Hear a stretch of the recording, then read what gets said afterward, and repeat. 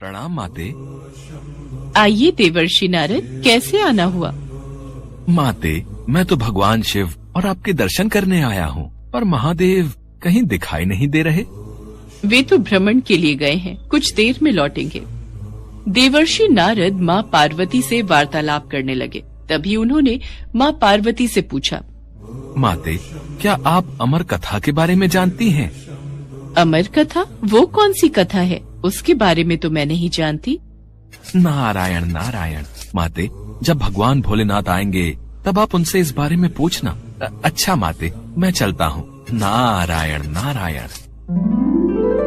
पार्वती माता सोच में पड़ गई कि ऐसी कौन सी कथा है जो स्वामी ने मुझसे नहीं कही। तभी भोलेनाथ कैलाश पर लौट आते हैं। माता पार्वती उनसे इस बारे में चर्चा करती हैं। प्रभु, आपने मुझे कभी अमर कथा के बारे में क्यों नहीं बताया? मुझे आज और अभी अमर कथा सुननी है। ठीक है देवी, मैं आपको आज अमर कथा सुनाऊंगा, परंतु उसके कुछ नियमों का पालन आपको करना पड़ेगा। अमर कथा के दौरान आपको एक क्षण के लिए भी सोना नहीं है। आप बीच बीच में हुंकार भरती रहना, ताकि मुझे आभास रहे कि आप कथा सुन रही हैं, क्योंकि मेरे नेत्र भी उस क्षण बंद रहेंगे। ठीक है स्वामी, मैं ऐसा ही करूंगी। भगवान शंकर ने माता पार्वती से एकांत और गुप्त स्थान पर अमर कथा सुनने को कहा, जिससे कि अमर कथा कोई अन्य जीव न सुन पाए, क्योंकि जो कोई भी इस अमर कथा को सुन लेता है वो अमर हो जाता। इसके पश्चात शिवजी देवी पार्वती को अमर कथा कहने एक गुफा में ले गए। पुराणों में कहा जाता है, शिवजी ने देवी पार्वती को अमरनाथ की गुफा में अपनी साधना की अमर कथा सुनाई थी, जिसे हम अमृतत्व कहते हैं। प्रचलित कथा के अनुसार भगवान भोलेनाथ ने अपनी सवारी नंदी को पहलगाम पर छोड़ दिया, जटाओं से चंद्रमा को चंदनवाड़ी में अलग कर दिया और गंगा जी को पंचतरणी में तथा कंठाभूषण सर्पों को शेषनाग पर छोड़ दिया। इस प्रकार इस पड़ाव का नाम शेषनाग पड़ा। अगला पड़ाव गणेश पड़ता है। इस स्थान पर भोलेनाथ ने अपने पुत्र गणेश को भी छोड़ दिया था, जिसको महागुणा का पर्वत भी कहा जाता है। पिस्सू घाटी में पिस्सू नामक कीड़े को भी त्याग दिया। इस प्रकार महादेव ने जीवनदायिनी पांचों तत्वों को भी अपने से अलग कर दिया। इसके बाद माँ पार्वती सहित उन्होंने गुप्त गुफा में प्रवेश किया और अमर कथा माँ पार्वती को सुनाने लगे।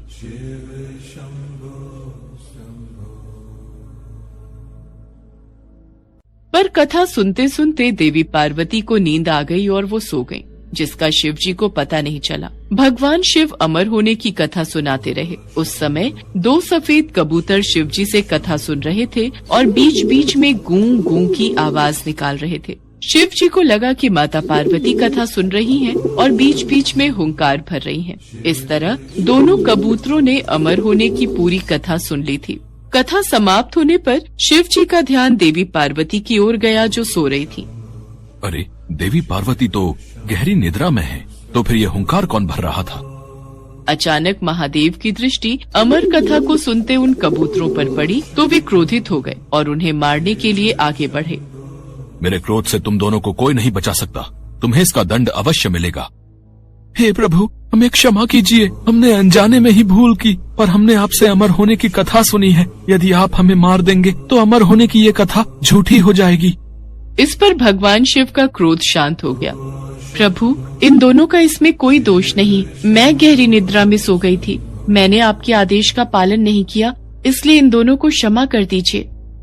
भगवान शिव जानते थे कि अनजाने ही सही पर कबूतरों ने अमर कथा को सुन लिया था, इसलिए वे दोनों अमर हो चुके हैं। इस पर महादेव ने कबूतरों को जीवित छोड़ दिया। भगवान शिव के आशीर्वाद से वो कबूतर का जोड़ा अजर अमर हो गया। कहते हैं आज भी इन दोनों कबूतरों का दर्शन भक्तों को इस गुफा में प्राप्त होता है और तब से ये गुफा अमर कथा की साक्षी हो गई व इसका नाम अमरनाथ गुफा के नाम से प्रसिद्ध हो गया।